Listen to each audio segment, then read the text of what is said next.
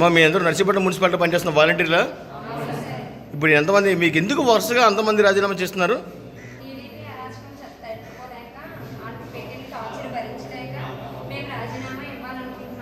TDP party మీకు అరాచకం ఏం పెట్టిందమ్మా?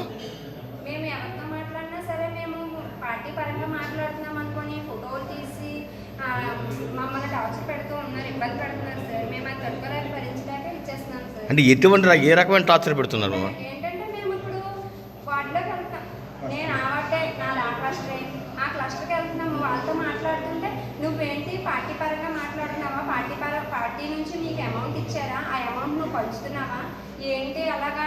ఇప్పుడు ఎలక్షన్ కూడా వచ్చింది కదా, ఎందుకు క్లస్టర్లో ఉన్న వాళ్ళతో మాట్లాడుతున్నాం, తెలుగుతో మాట్లాడినా పార్టీ పరంగా మాట్లాడుతున్నాం అనుకుంటున్నారు సార్. భవిష్యత్ కార్యాచరణ ఎలా ఉండబోతుంది?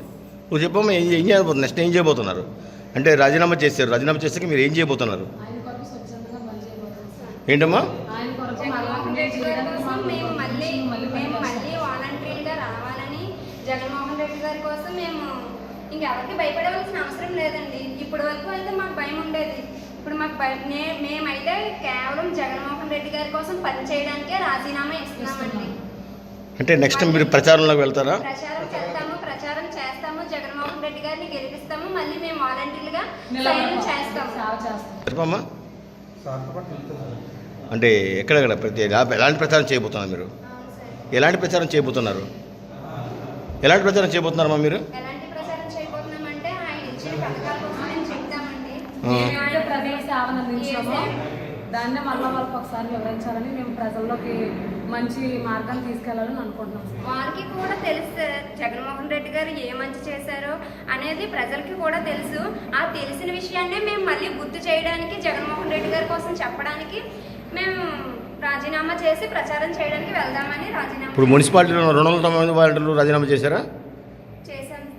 చేశారు మొత్తం అందరూనే. సో మీరు ఇంటింటికి ప్రచారం చేయబోతున్నారా? ప్రచారం చేయబోతున్నాము, జెండాలు పట్టుకొని తిరగబోతున్నాము సార్. తిరగడానికే మేము కేవలం రాజీనామా చేశాము సార్. రాజీనామాలు మీ ఇంట్లో ఎటువంటి అభ్యంతరాలు రాలేదు కదా?